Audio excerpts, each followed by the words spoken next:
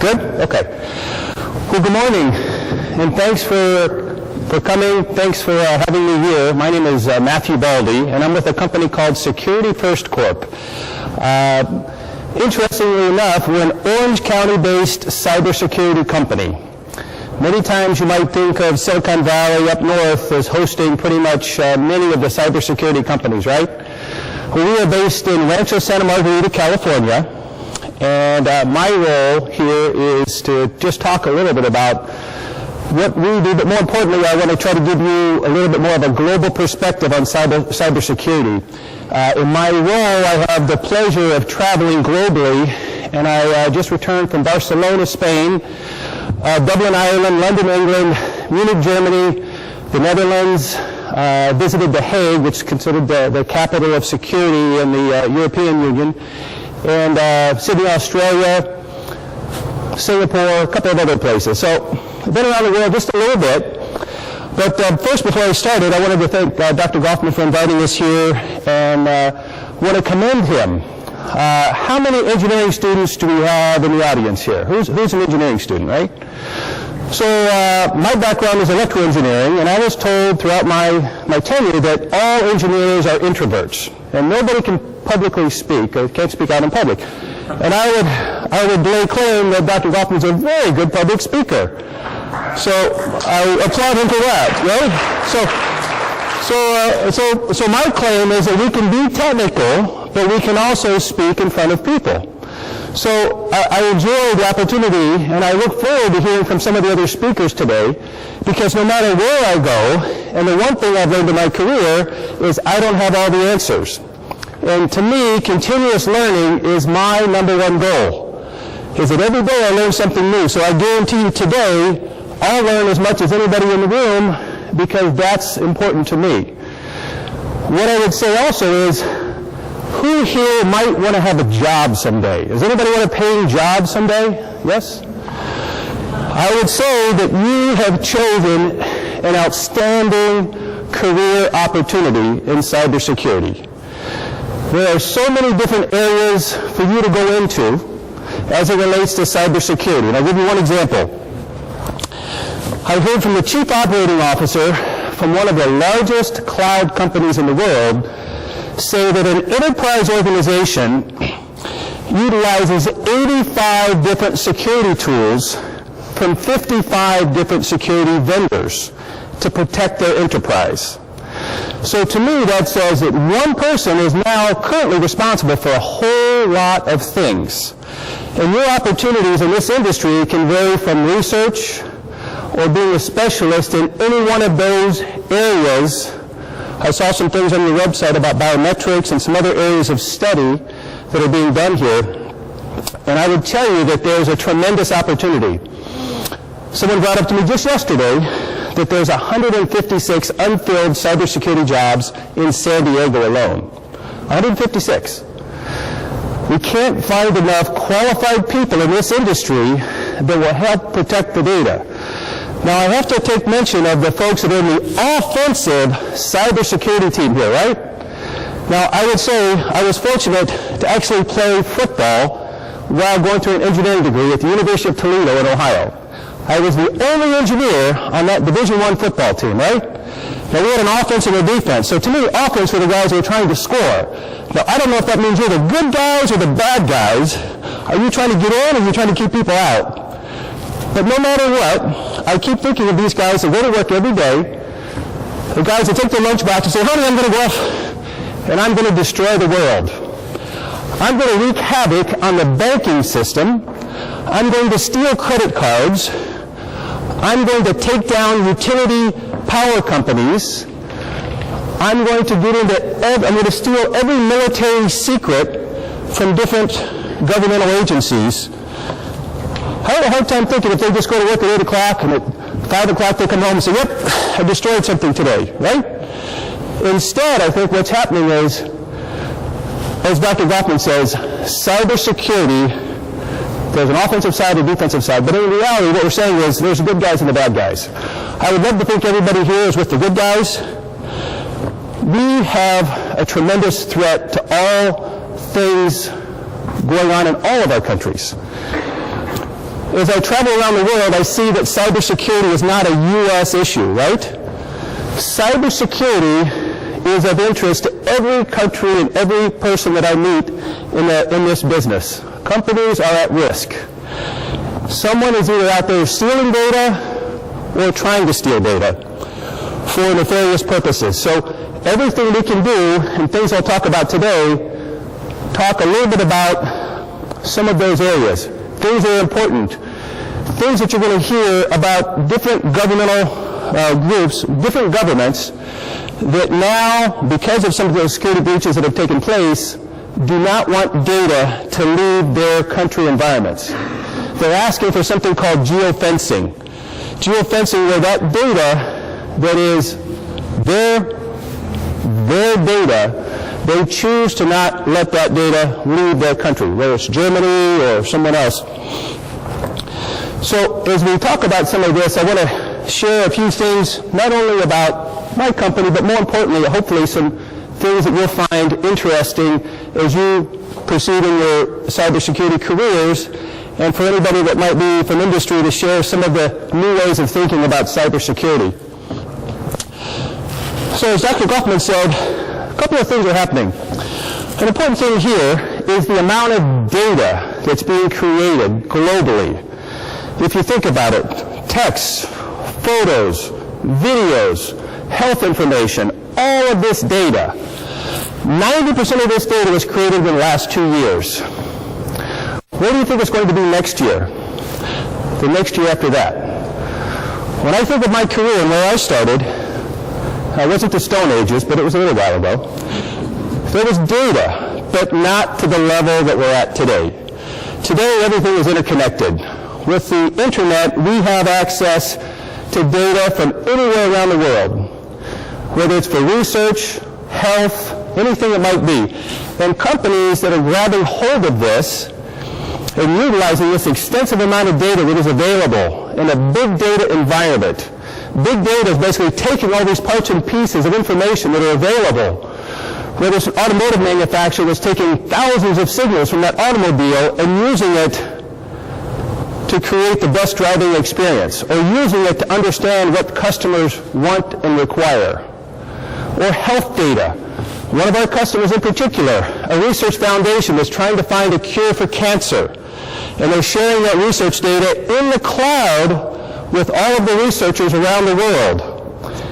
And that data has to be protected, both going to the cloud, while it's in the cloud, and when it comes back from the cloud. So we'll talk about some of the applications and what's going on with this data. We talk about the amount of data, and this is interesting. I don't know, many of you may already know, but when you start looking at data, what are we talking about? Megabyte used to be a lot of information. Megabyte, a gigabyte, nobody's ever going to use a gigabyte, right? A terabyte, are you kidding me? Holy smokes, that's, we're starting to get into Library of Congress amounts of data. Right? Petabytes. Whoa, next function of that. Right?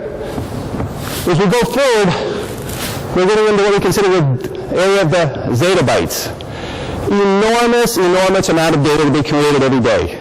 And the reality is that data needs to be protected, because that information contains things like credit card information, company secrets, intellectual property, customer data, health information data, right? Research data, military secrets, a lot of information that needs to be protected. So as we go forward, we're seeing that how is that information being stored? How do you find a means of protecting that much data? It used to be, and we can talk to our folks from Dell and EMC, the size of the storage devices and how they've come down in size to be able to accommodate this amount of data. But the reality is, to do so affordably for companies, is the cloud has now become a way to secure that, a way to store that data, and do so more cost effectively for a huge amount of data, especially data that can be used. It's either archived data, data that's required for compliance or regulatory related issues, anything like that. Where do you store all of this data?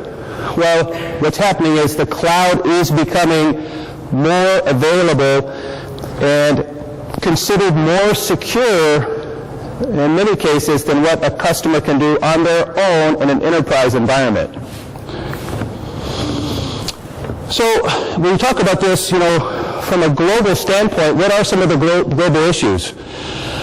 All of these different types of things, when we talk about, perimeter-based solutions, Dr. Goffman mentioned, the reality is you can build the biggest fence out there, which you think is the most secure fence, firewalls, VPNs, you can have threat detection, threat monitoring, all of these things, but the bad guys are finding ways to get around that. Somehow, whether it's an insider or whether it's an outsider that has just found a means of getting in. When you hear of like Sony, what happened to Sony and the amount of loss that was caused by the hack into Sony? Okay, this was, again, a country that is focused on hacking to get the information that they can. Okay, and when you see the resources that are put forward, we have a job to do as cybersecurity specialists and experts to try to keep that type of a hack from occurring again. You're going to see more and more of this. Compliance is a big deal to companies, whether it's in the financial services industries, insurance industries, healthcare industries, where they are required by law to protect information from their customers and from their clients, whether it's a patient, whatever it might be. It is a requirement. So cybersecurity is a requirement. Protection of that data is a requirement. IoT information, the Internet of Things, you better believe that that's happening as we speak. Whether it's a wearable device that takes information from your body and sends signals to the doctors to let them know about what condition and what are the signals coming from your body. An automobile that uses these types of devices to create and collect data. This is an absolutely growing space, and you're going to see more and more there. That data has to be protected. Did anybody hear about somebody that hacked into a car and was able to drive that car off of the road from a remote location? It's crazy stuff. So things you don't think about, they're happening. I talked about this a little bit. Data sovereignty is there are countries that no longer, because of Robert Snowden, choose to allow the free flow of information out of their country. So protecting that data sovereignty is a big deal as you travel around the world, as you deal with any international companies. Okay? And by the way, I offer that up that when I say that there's opportunities in cybersecurity, I mean on a global basis. So one thing that we have seen, and Dr. Goffman mentioned it briefly, is the traditional network is keep people out. It's very network-centric. What we've done is we've now said we're focusing on the data itself. We know that people will get in, and we're saying that when they get in, we prefer that they don't have anything that they can hack.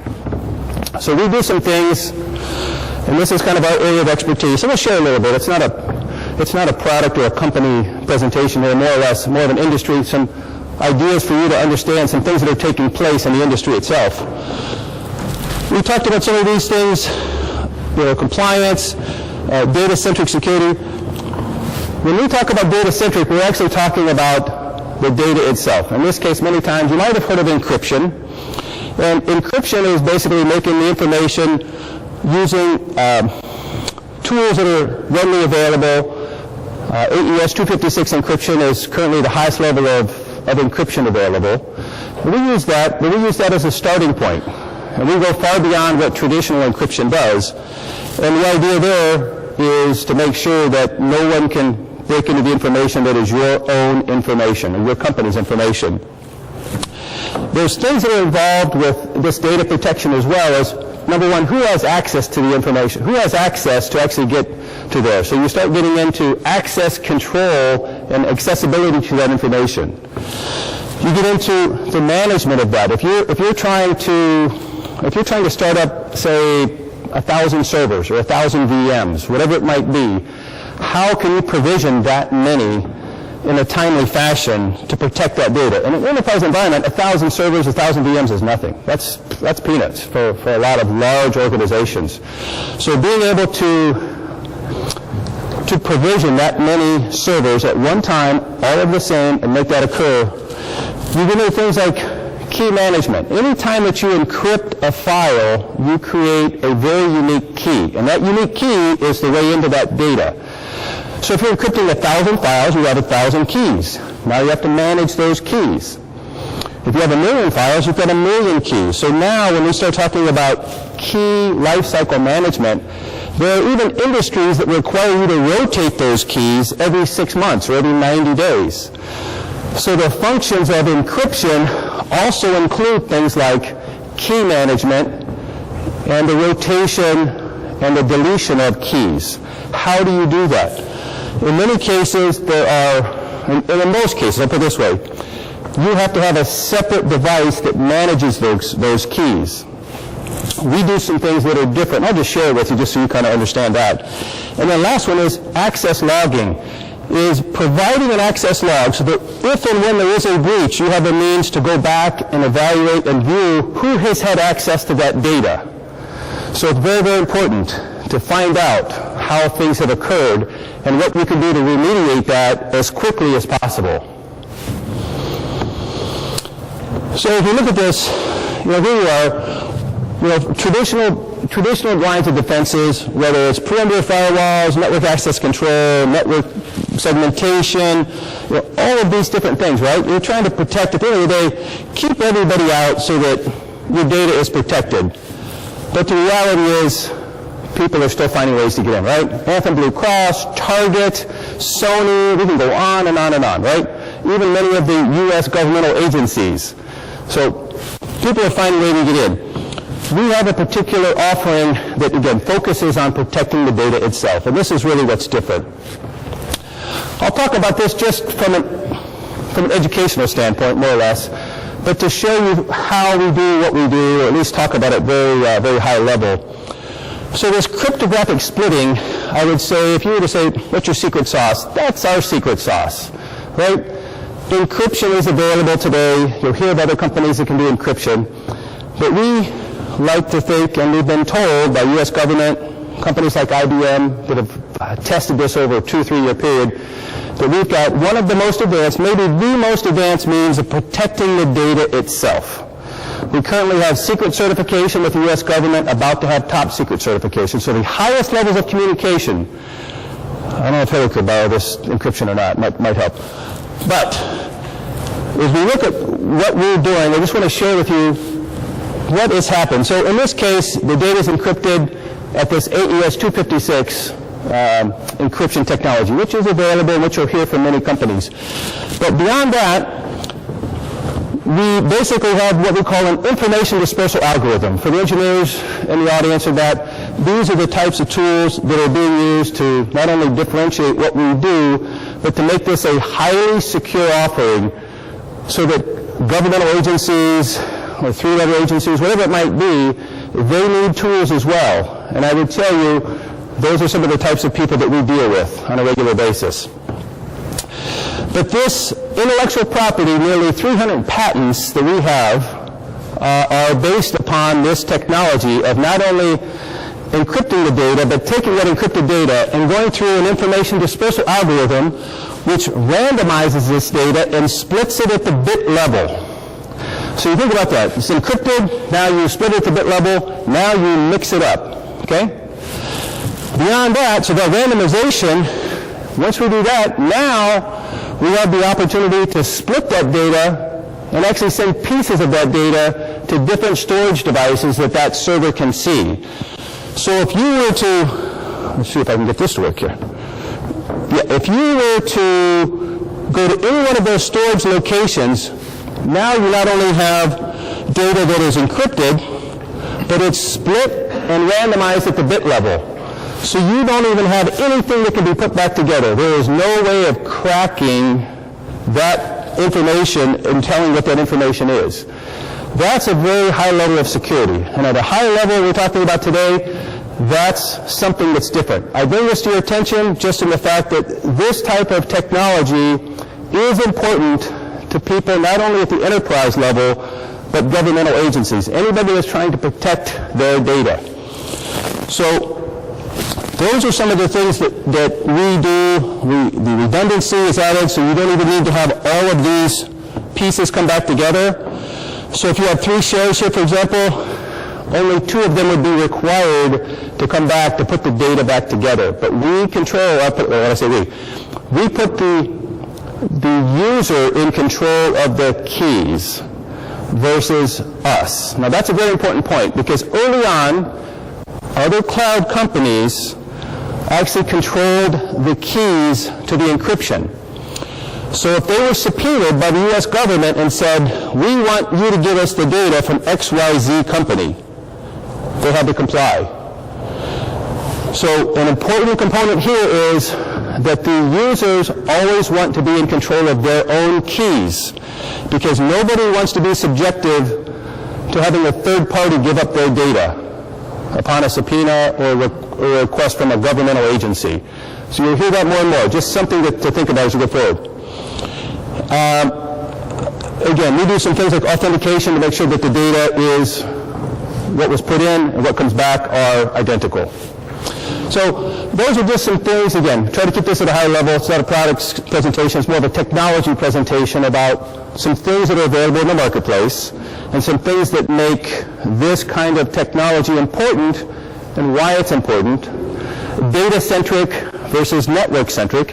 And it's not an either-or. The reality is, as we talked about, today, 85 different vendor tools from 55 different vendors to protect an enterprise. You know, companies like Dell or IBM have security organizations that try to bring all of those tools together so that they are managing that versus a customer, which is an outstanding service, right? Because then I can tell you, in dealing with a lot of customers, they don't want to manage, they have a business to run. I don't care what kind of widgets they make, software, hardware, they could make insurance, they could make whatever. They want to focus on that. But at the end of the day, they have to also make sure that nobody's getting into their secret sauce, into their own data. You know, in terms of some of the things we've talked about here, these things like policy access control, those are very important. Is a separation of duties so that we don't have a Robert Snowden effect where one guy has the keys to the kingdom. Now you separate those duties so that you have a system administrator who gives administrative rights. You've got a security administrator who takes care of the security aspect, and you may have a policy administrator. So people in the finance group are the only ones that can see the financial records. People in the sales group are the only ones that see the customer records. People in the research group are the only ones that have access to the research records. So a combination of those 3 separation of duties now makes sure that only the right people can get access to the data.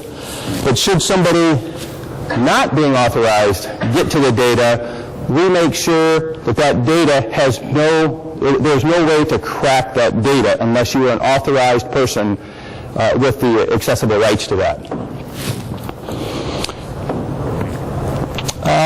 So some of the things that we're doing with here, along the way, we have different means of protecting that data.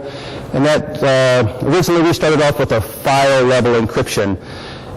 There's things that come into play when you do that is, number one, no matter what type of encryption or data protection that you're using, you always have to take into account the latency. What is the performance degradation? And there will always be some, if you have to do something with the data before it performs its function, is how transparent can you make that? Can you make it such that a user does not see any performance degradation in what they're trying to do, but still have access to protect it? Their data would be protected, whether it's in their use or someone else's, right? So those are some things to keep in mind as well. This starts getting into some particulars there, but at the end of the day, it's how we protect the data at a very high level. So some of the things that we're doing as well, and we talked about this, is from a storage perspective. How do you take care of petabytes, terabytes, zettabytes type of an environment? Using the cloud is one way, and object storage. Has many people heard of object storage or used object storage previously? Anybody? Object storage is basically a means of low-cost storage in the cloud that is just a percentage of what we would run into from a hardware standpoint, but it is an opportunity to put either archival data, things like that. I think of like the legal profession. It is regulated to have 7 years, I think it's 7 years of client data, no matter what. Every client they have for the past 7 years, they have to maintain that data. Has to be accessible. Doesn't always have to be, it's not like they're using it every day, but if somebody subpoenas them and says, bring back Joe Jones's information from 6.5 years ago, they have to be able to pull that data.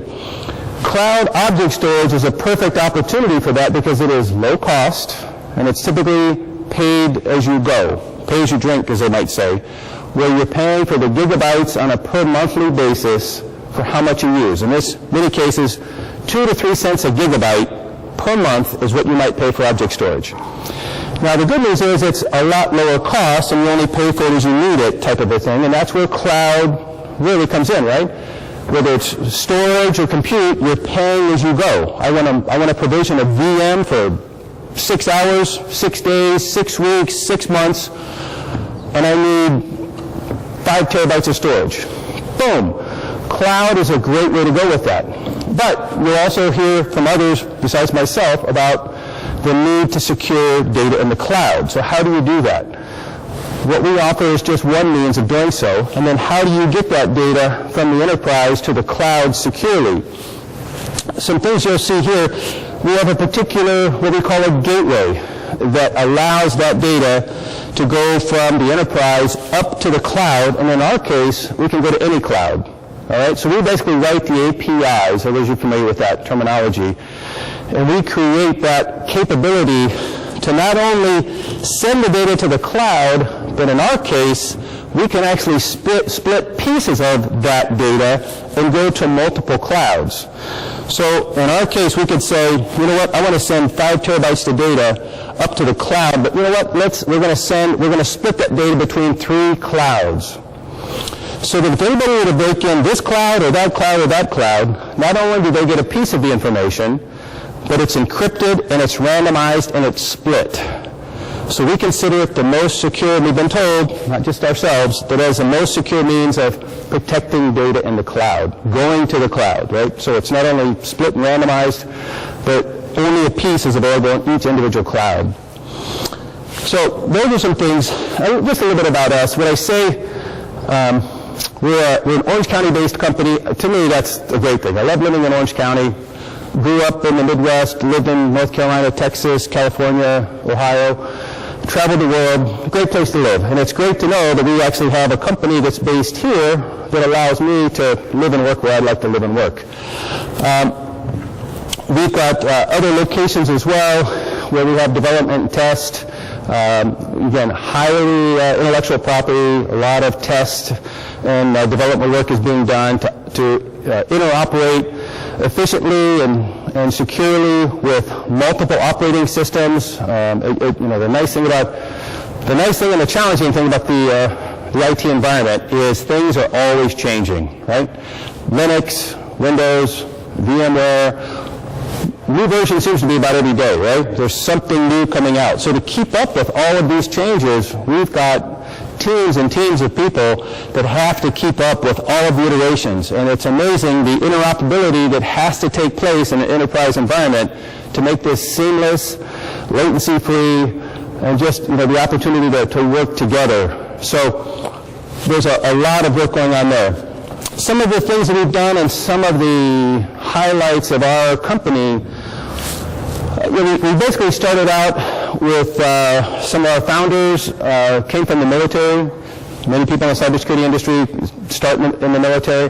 But biometrics, and basically the start was had to find a way to protect biometric information like fingerprint scans, electronic fingerprint scans, from being duplicated or replicated. So it was, let's come up with this technology that doesn't allow that to take place.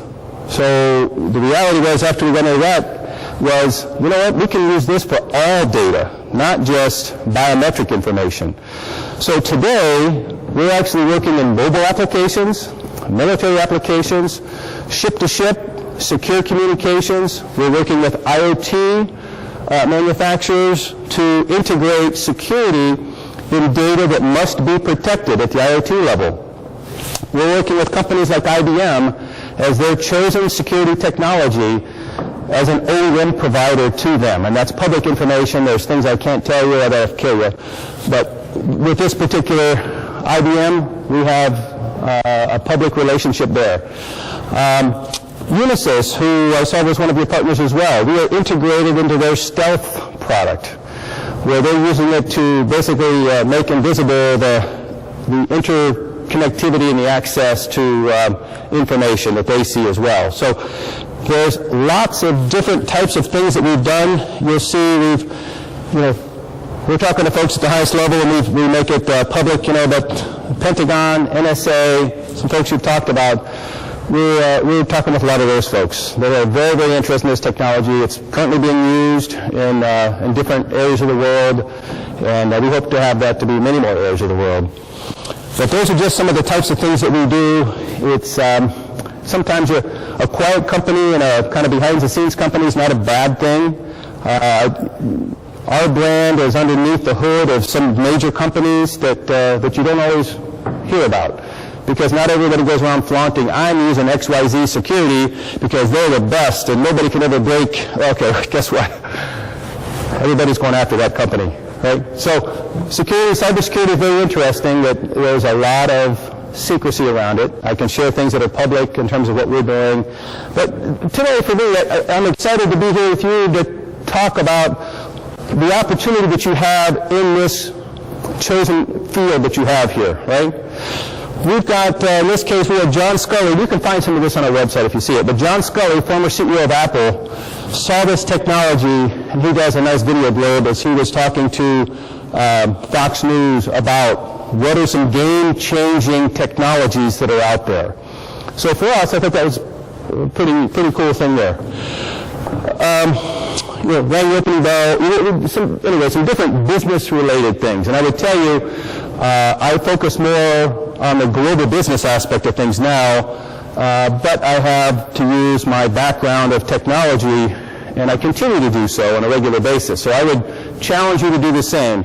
Any opportunity you have to learn, continue to learn. Continue to get in front of different opportunities that you have to expose you to different areas where you can focus in your careers. Currently a documentary with James Earl Jones talking about us in there. So with that, that's pretty much what I wanted to talk about. I'll leave you with one thing. Is one of the neat things that I heard one time was Steve Jobs, and he did the commencement address at Stanford University, and I do love that. You know what? And one thing he said was, don't follow in somebody else's career path. Choose your own path and follow the dots. And I can tell you that's absolutely the case in my career, because your career is not always a straight line, but the things you learn along the way will absolutely and can absolutely help you as you go in your career. I would challenge you to look out 20 years and say, what's the world going to be like in 20 years, and how can I adapt that so that I'm prepared and in a greater position to do the things that I want to do. And I would say that cybersecurity is going to give you a lot of opportunities. And there are a lot of areas where you focus your time and your effort. And I wish you all the best and the best of luck. It's a great industry. I don't think the hackers are going to stop. So I hope all of us can get together on the good side, stop a lot of that. But I'm excited for all of you as you go forward in your career. So thank you very much.